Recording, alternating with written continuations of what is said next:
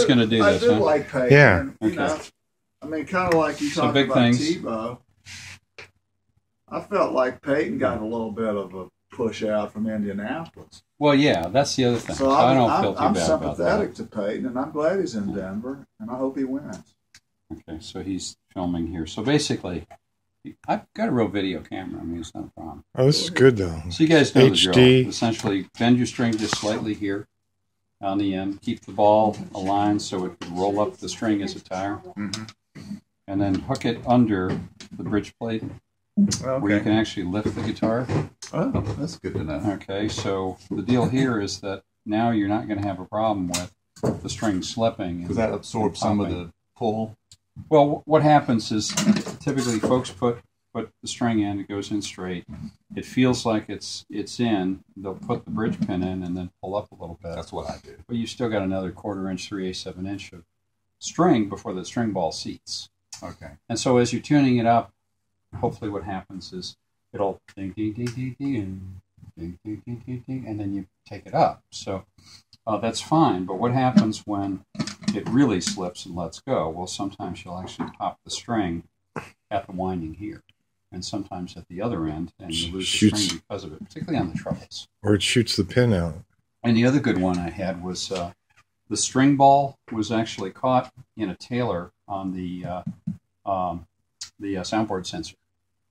So I look in, and this guy's complaining about rattles in his guitar, and I'm sitting there looking at it, and man, I'll tell you what, no cracks. I don't feel any loose braces, but yet I can still hear this like this. And then I, lift it up and play it, and yeah, there's something rattling around in there. So I put a mirror in, and there's these two partial strings and string balls wiggling around, hanging off the transducer that sits here. And what these guys were doing, he'd just shove it in, and then he'd pull it back, and a couple of times he must have caught it on the sensor. And as he tensioned things, the string broke. And I asked him, have you broken some strings before? Oh, yeah. For some reason, this thing, when I string it up, I don't know, a couple of times I've just broken strings and stuff like this. So I provided the miracle cure for you. He was actually in Alabama. Oh, is that why you didn't get it? Because he's from Alabama? No. I lived in Alabama for a couple of years. I liked Alabama. It's nice. You were probably down there at a space center. No. I was down at Fort Rucker, Alabama, as a military flight instructor. It's the southeast portion of the state near Dothan. Okay. Yeah, Dothan, as they say on the infomercials, where they can't pronounce. My brother lives in Daphne near Fairhope. Yep. On the other side of Mobile. And then I went to the when my advanced course and all that, I went down. They call the Fort Rucker the Pea River War College because it's right on the Pea River, and you do your command and general staff and everything else there. So, anyways, fun stuff. So what we do is we pull the string till it's tight, and you don't want to start winding it there. What you want to do is provide a little bit of slack. Enough slack is probably the distance just shy of the next tuner post. Yeah, that's pull that back. Because I was, can I show you something? Sure, absolutely. I was we went to that music camp. I did a little tech class about how to string guitars, and this guy had a technique for he would do this and pull it up like that. Yeah, and that would give you the spacing. You see that either way works, and of course, this is going to be consistent depending on how big your hand is, how wide. Versus this. Now, on most of the guitars you're going to run into, your spacing here is going to be between about 1.5 inches and about 1 5/8 inch. Sometimes you'll see a little bit more spacing. Of course, on a 12 string, it's going to be less than you don't have a lot here. I mean, is that enough to? Well, that's it if you're using a locking wrap. So what we're going to do is we're going to pull that tight. I'm going to come back just a little bit, slide that back, and now what I'm going to do is wrap the string around, under. Okay, and then I'm going to wrap it back and crimp it. And what that does is as soon as we start winding it, it's going to force the standing part of the string, this part, over the end of the string here, and that is the harder we pull, the better it locks that string. That guy did the same technique, but just with his hand there. Okay. Right, same thing, and so we don't need a lot of string length there. So you know how B.B. King would string his guitar? start at the very end Use the and entire wind. string. And the reason was that when he'd break a guitar string, which almost always happened at the tuner, here he would have enough string left so he could lace it in and tune it up again. And he'd break the string 3 or 4 times on bends and still be able to keep using the string before it got too short. There we go. So now that's seated. So now I'm watching you, and I'm thinking about how I string mine, and whenever I'm getting it up to tune, because I don't do that little extra tick of the bend, I'm holding this down until I get it taut. Right. Well, the other thing is that this bridge is ramped and slotted. So there is a slot in the front of that pinhole. Oh, yeah. And the string does not sit so much in the pin as it does in that slot. So this is a partially slotted bridge, which means that you have a shallow slot on your bridge pin, and you have a little bit shallower slot here than you would on a fully slotted and ramped. Do you think those are original bridge pins too? These could very well be, because the Martin went to they were unslotted pins up through, 44, 45, and then they went to a shallow slot, and they reduced the amount of slot that they had here, and then they went to a fairly shallow slot on the pin, which is what you have here. Okay, and actually, that's a 42 guitar. Yeah. Here's chapter verse.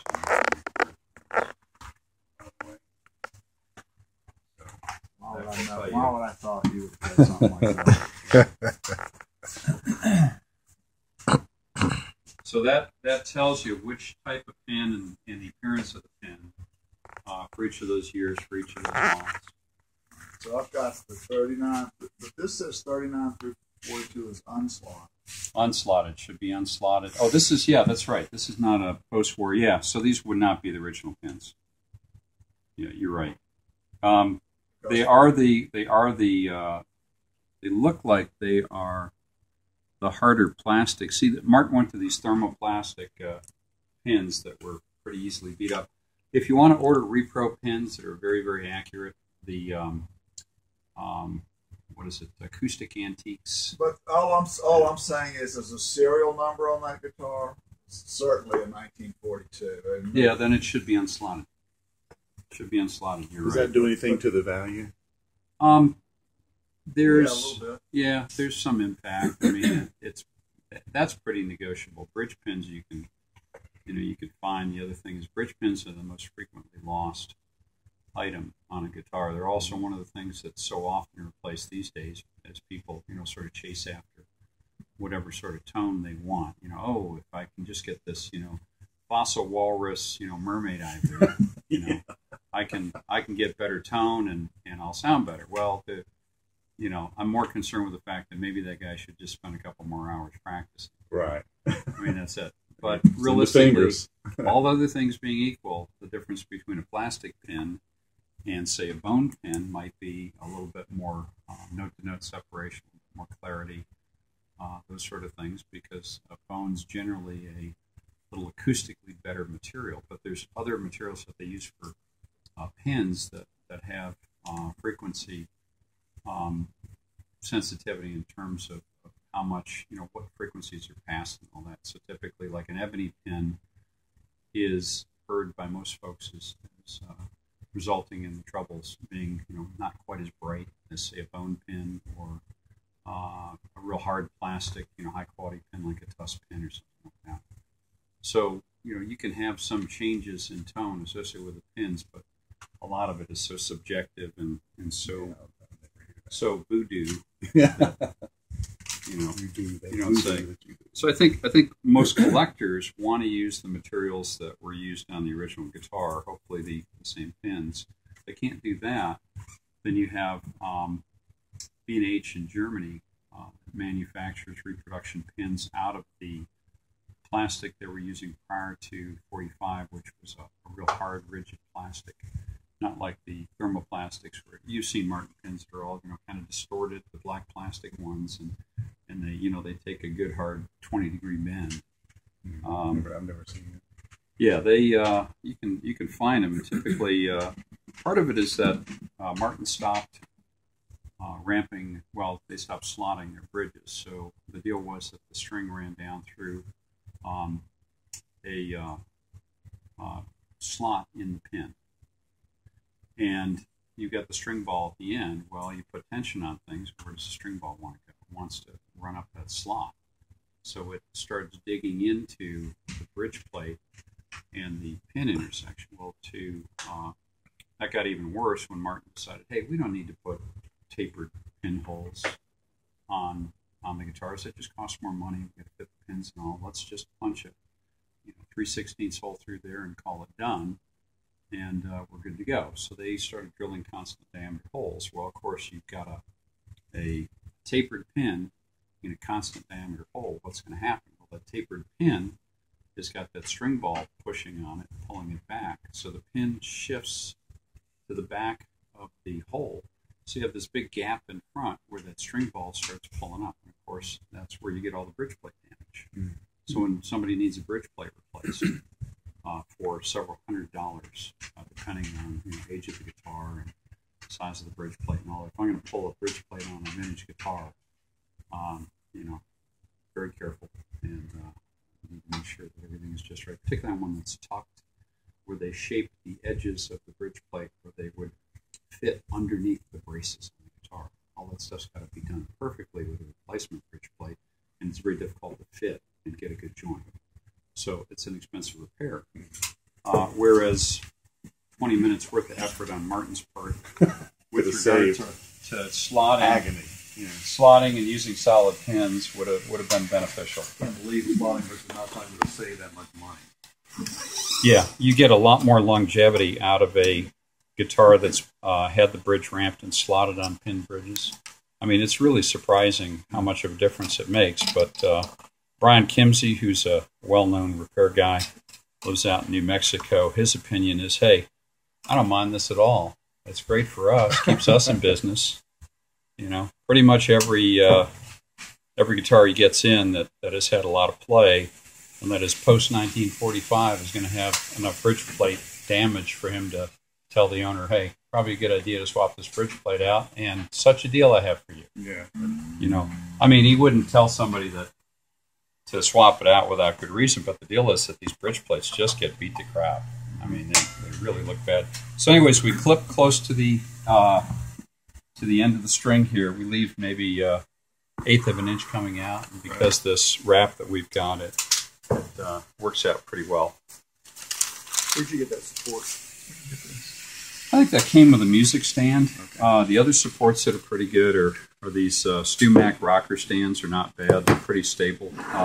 Probably the most stable would be the, if you've been on a range, the shooting bags with little bunny ears that when you're sighting in a rifle, you'll go ahead and use those to rest the rifle. So everything's supported. You get a smooth trigger pull. You see where the strike is. You can adjust. It takes sort of the human element of holding the weapon out of the equation, so that you can get very accurate sighting corrections in, so you can zero the rifle. So those shooting bags you can get them at Walmart. It's like a little bean bag kind of thing. Yeah, there's one on the other bench over there that I'll show you. They're pretty stable. Green bag with a black leather insert. Yeah. Okay, so we pull that up.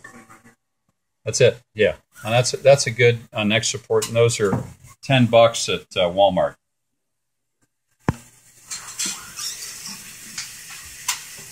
Okay, let's slide that back around.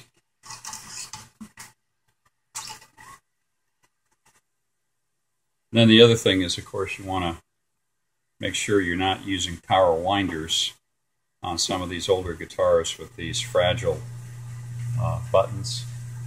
Sometimes the power winders have got enough torque where they'll, particularly if you hit a little hard spot in the gearing, they'll twist those right off. When you say, are you talking about one with motorized or just the crank with your hand? The motorized. I've never even seen one of those. Okay. Yeah. So now this is a little homemade wooden one that does not ding up the higher quality tuner buttons, the gold-plated engraved tuner buttons on, say, the high-end Waverleys. And the speed is about right. But some of these plastic ones that are made by various companies and some folks use, that can get a little tough on these old, fragile tuner buttons. Okay. I'll get this done for you here pretty quick.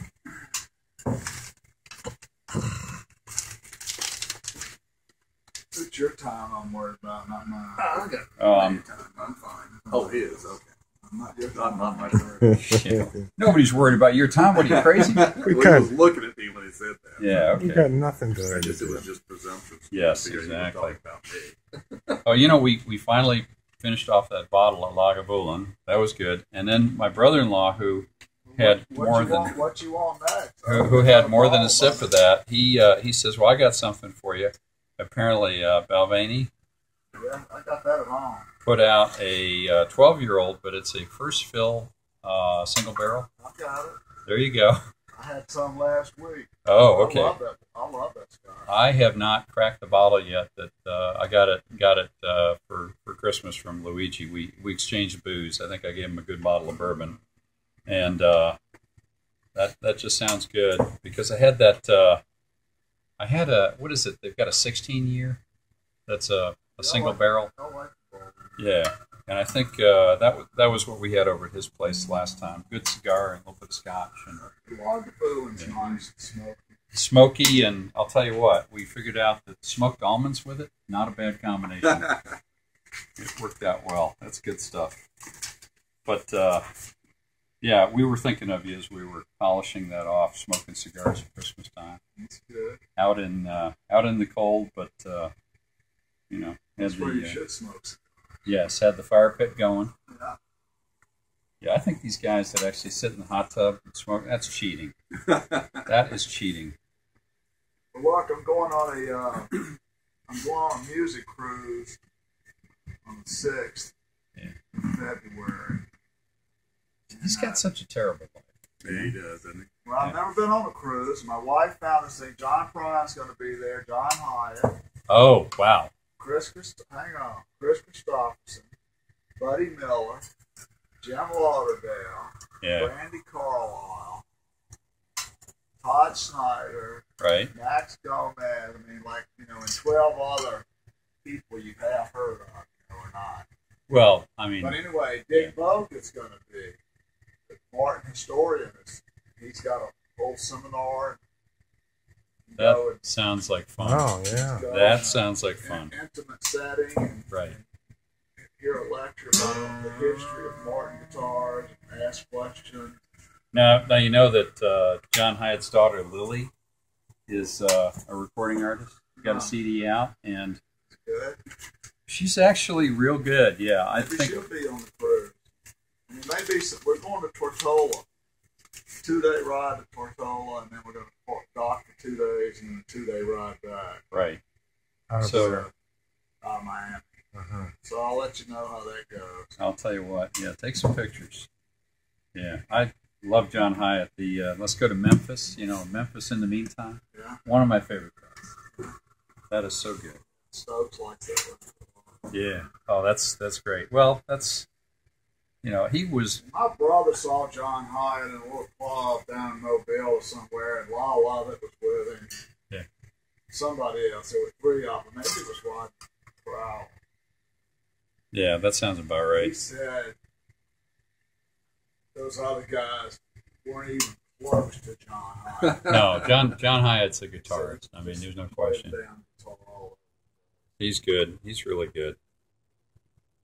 Yeah, I've seen him a couple of times. He I went to see the somebody opening for him, and I saw him the first time I ever heard him was I can't remember who was opening for him. I went to see, and who's this other guy, and I checked him out, and it was like, oh, he's got some good stuff. Well, by the end of the concert, I'm sitting there going, I got to get the rest of the stuff, really good. It's seldom you hear somebody that just gets up there and he's singing and he's also doing the lead line. Normally they got some lead guitarist that's handling all the hard stuff, and he's just banging out rhythm chords and stuff like that. Yeah, not hi-hat. You know, He's doing it all. you hear this little lead break with a vocal over it, and it's like, oh yeah, that's him. That's all him. It's really good. Yeah, I'm looking forward to it.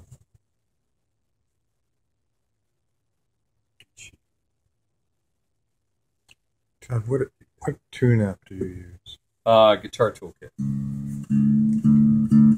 The next strings I'm going to order are Kurt Mangan strings. You know much about Kurt Mangan strings? No, I've heard of them. I haven't. I'll order a big set and bring some. And they're made out in Cortez, Colorado.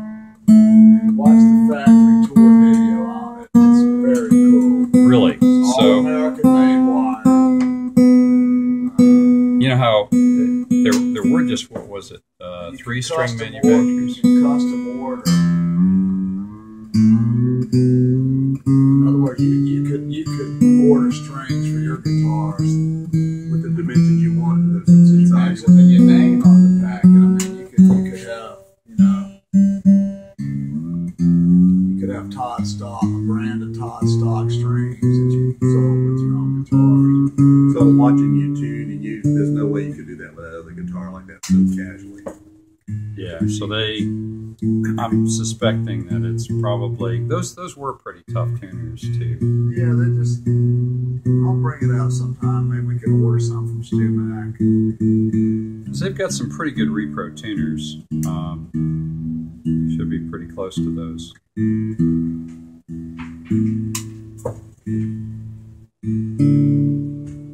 He's putting pure nickel strings on. And why are you doing that? Just for brighter? Just for any warmer sound. Warmer. That guitar would have had nickel strings on it when it was made.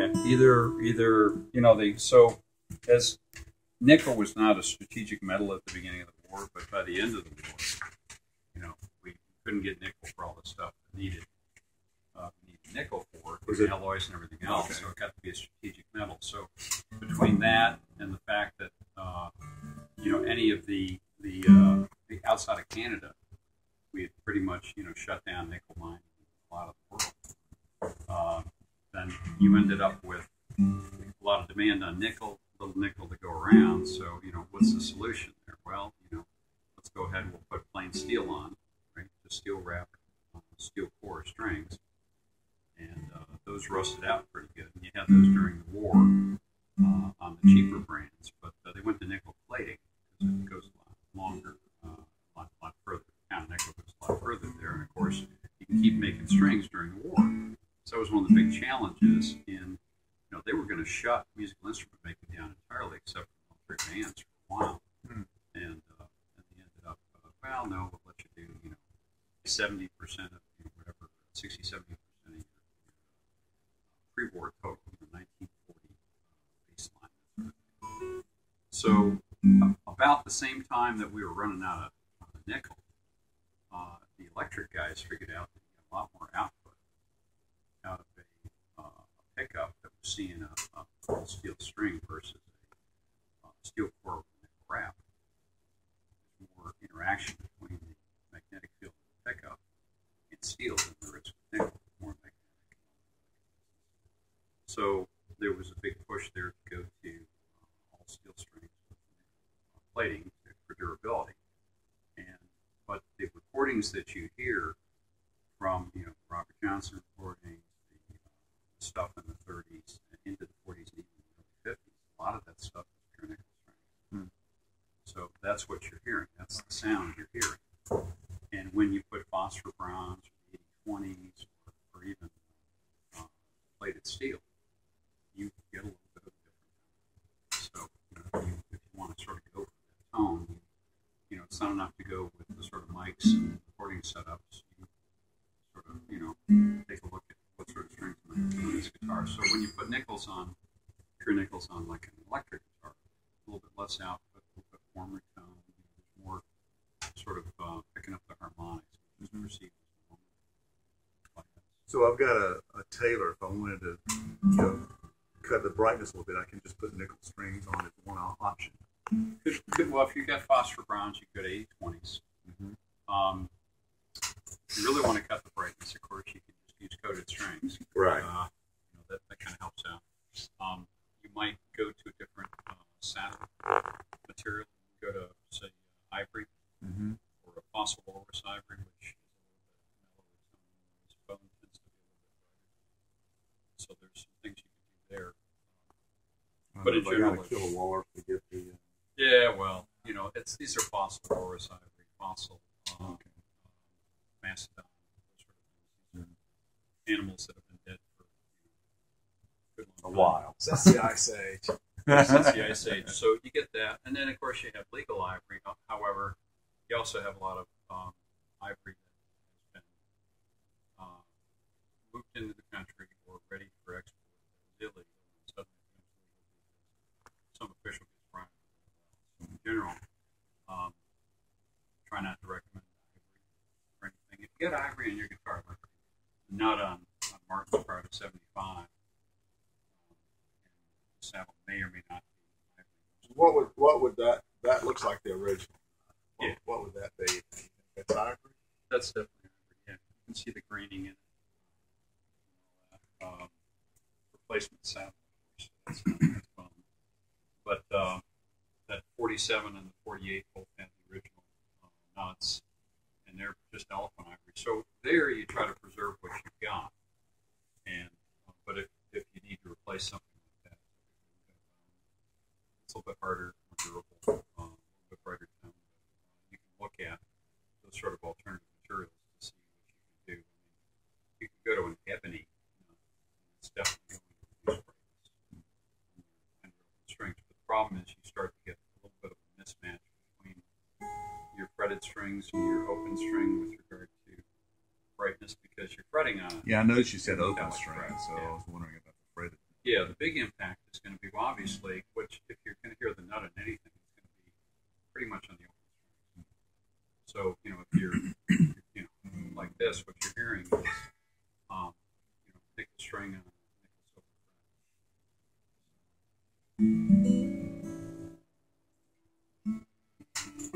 It's nice. That's good. Warms it up. Just in general, I mean, just the sound by itself. You even forget what kind of string you got on. Right. It's a nice sound. Yeah.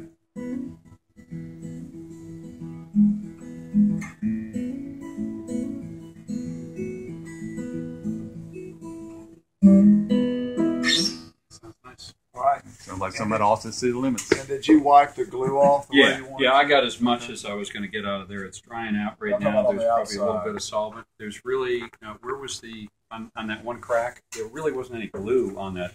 You're talking about just the, You said you wanted to wipe. yeah, no, this is more just, I never touched it. it's not really glue there. It's just the, I think we have a little bit of